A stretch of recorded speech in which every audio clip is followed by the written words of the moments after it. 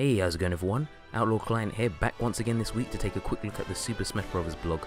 And I have to admit, this week it looks like it's fighters galore. I mean, there's mostly fighters here, no new stages and no assist trophies, but you know, just a few Pokemon and music tracks thrown in.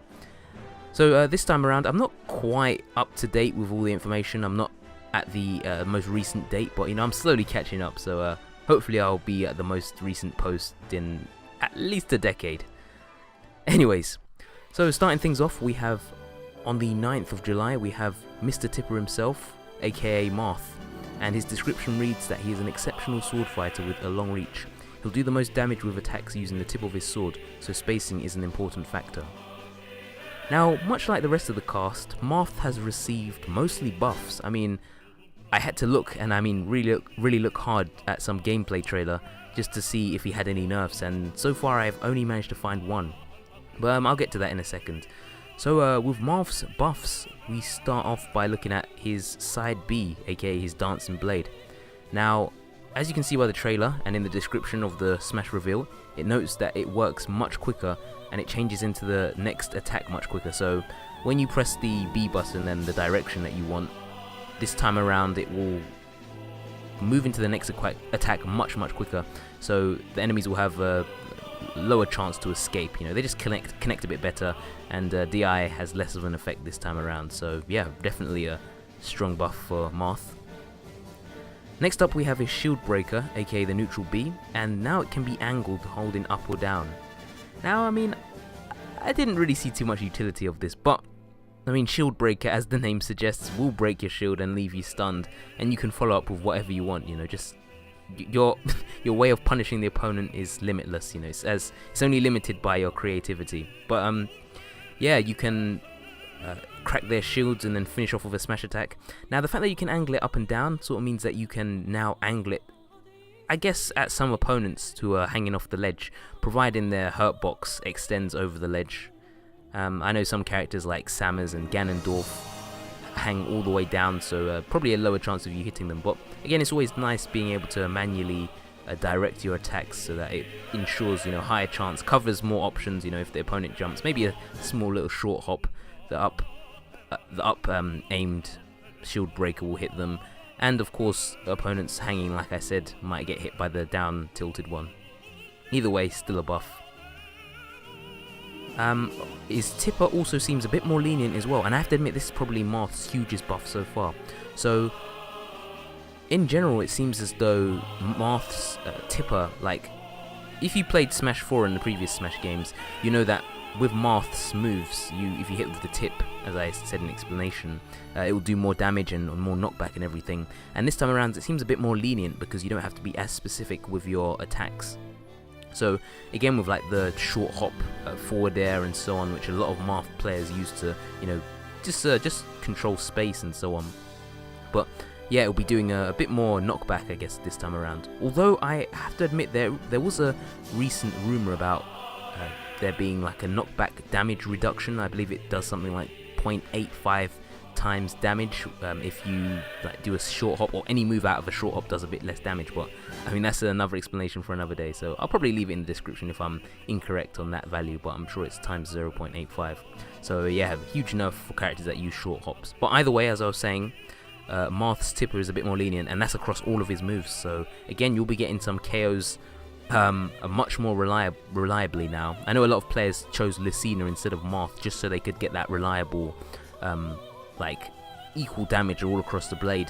So yeah, it's going to be a bit more rewarding for players to play as Marth, and not as punishing for people that are less experienced.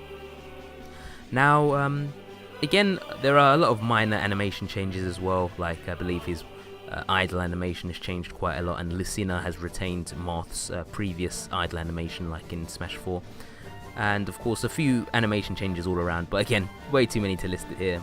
Again, a lot of characters in general just have received animation changes. So the only nerf that I could find was that Marth's, like with his side B dancing blade, if you use on his final hit, if you hold down and press B, then you get like a stab move which will hit about 5 times.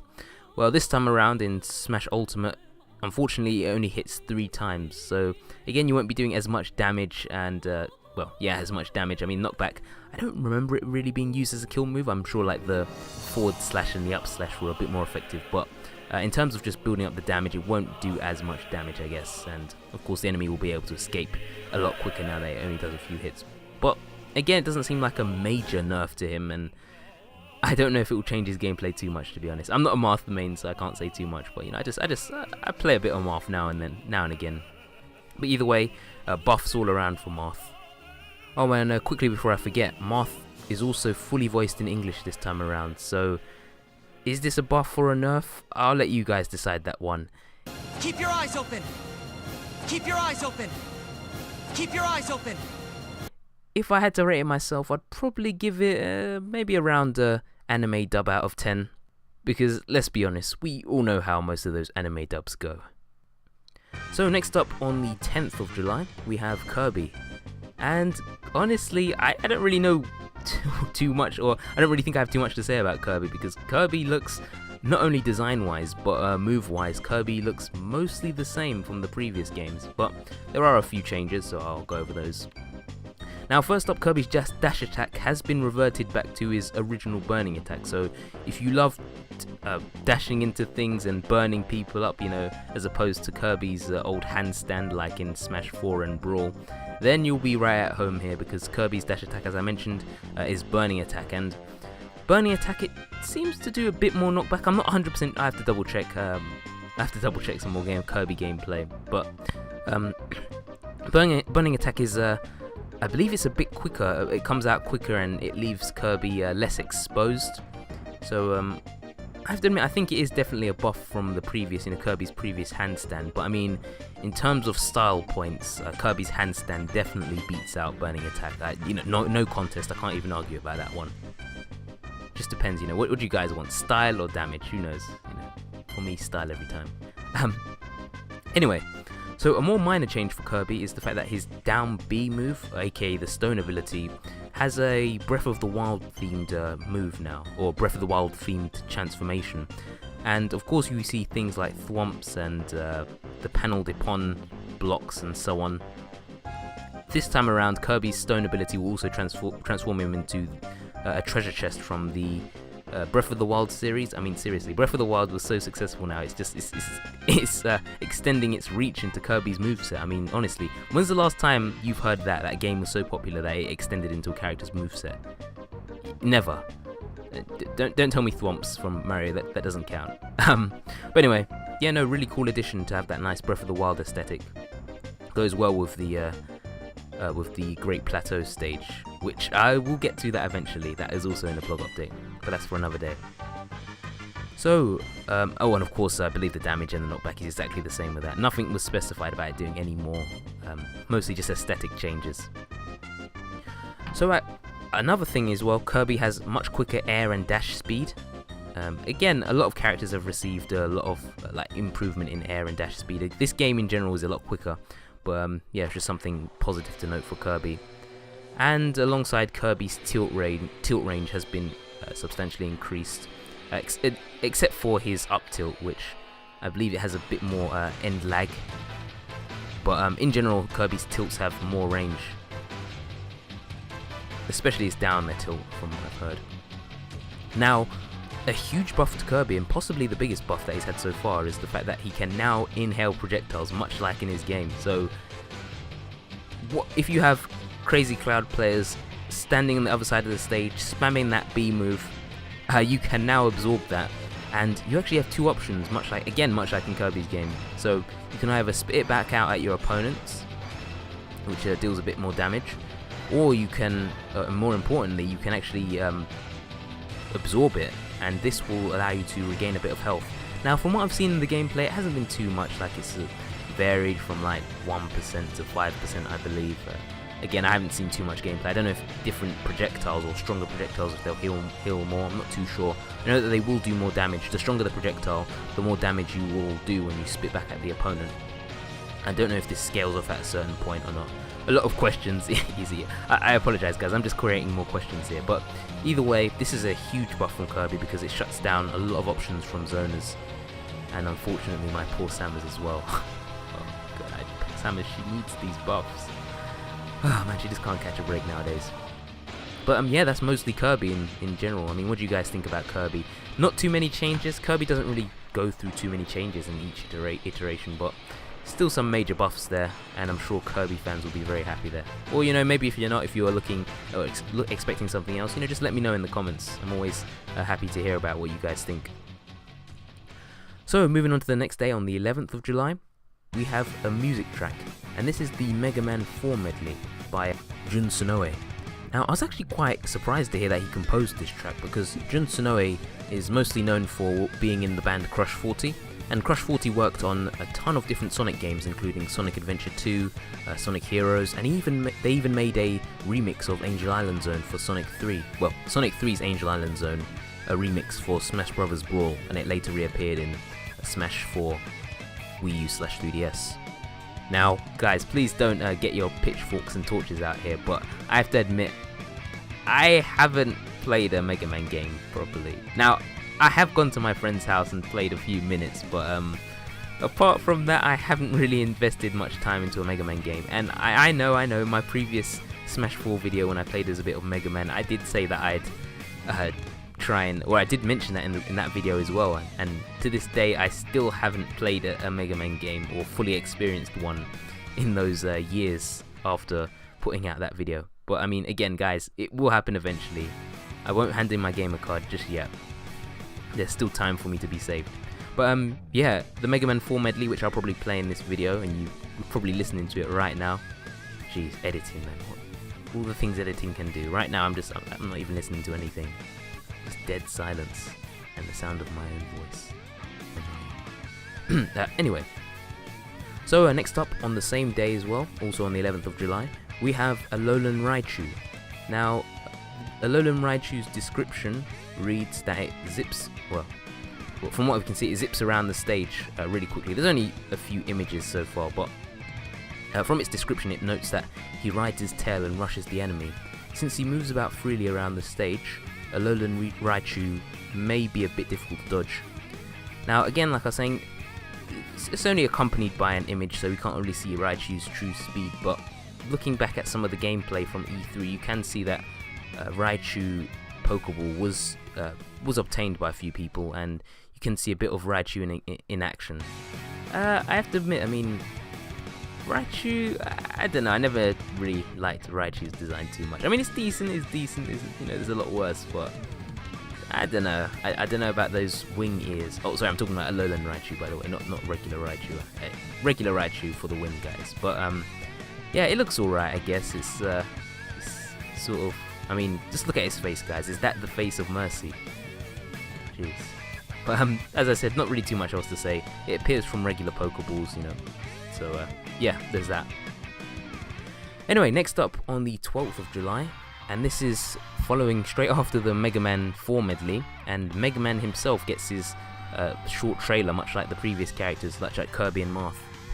And in Mega Man's description, well, let's just say Mega Man, aka the super fighting robot, I mean Mega Man. Anyway, with Mega Man's official character description, it says, Mega Man's standard and special moves use weapons copied from the bosses he's fought throughout the Mega Man series.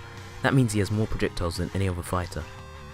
Now, again, it is really cool the fact that he has so many projectiles. Of course, you can tell that the projectiles means that he can make for a good zoning character. However, I just say rest in peace to Mega Man, especially when he goes up against characters with reflectors. I mean, I know it can be absolutely murder, and Link as well with that shield blocking everything. But I digress. So moving on to the trailer itself, and again, Mega Man, I have to admit, much like Kirby, or maybe even more so than Kirby, I think Mega Man has barely been changed whatsoever. He plays closely, nearly identical to Smash 4, especially from the reports of people playing the E3 demo. But again, I can maybe try and check out some of these changes that have been made, although very subtle. So first of all, we have the Leaf Shield, which it notes that the Leaf Shield can now be shot at diagonal angles. Now previously in Smash 4 you couldn't really do much with it, you could only shoot it straight, and as soon as it hits the opponent then it would just like phase away, and I'll get onto that in a second. Now it's been slightly changed, but from the trailer we can just tell that Mega Man shoots it. I believe he shoots it up at a slight angle as opposed to just being straight ahead. And the next change that we can see in the trailer is his Proto Man and base appearing in his final smash. Now I know, I'm gonna have to give you fans a bit of time to breathe. I know a lot of people did want Proto Man and bases possibly as like Echo Fighters or even as separate characters, but again, it's not impossible. Maybe it does reduce their chances of being playable, but you know, guys, never give up hope. Who knows? But again, playable characters aside, really cool additions to the final Smash. Well, I nearly forgot the name of that. But yeah, really cool additions to the final Smash, and I'm sure that Mega Man fans everywhere, especially the Proto Man and base fans, will be really happy that they've at least appeared in Smash Bros. In some form other than a trophy. Now, since Mega Man's reveal trailer was just so short, I mean, you couldn't really tell too much. As I said, I could only really spot 2 major changes.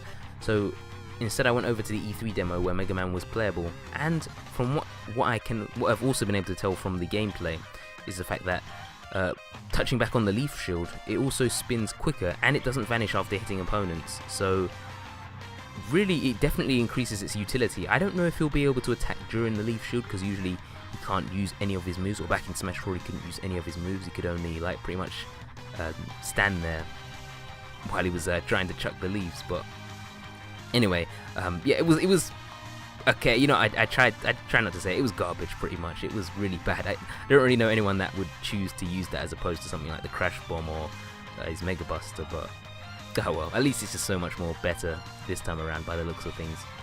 But speaking of the Mega Buster, in addition to that Leaf Shield change, he also has a increased range on his Mega Buster, aka his forward, you know, his side smashes, left and right smash.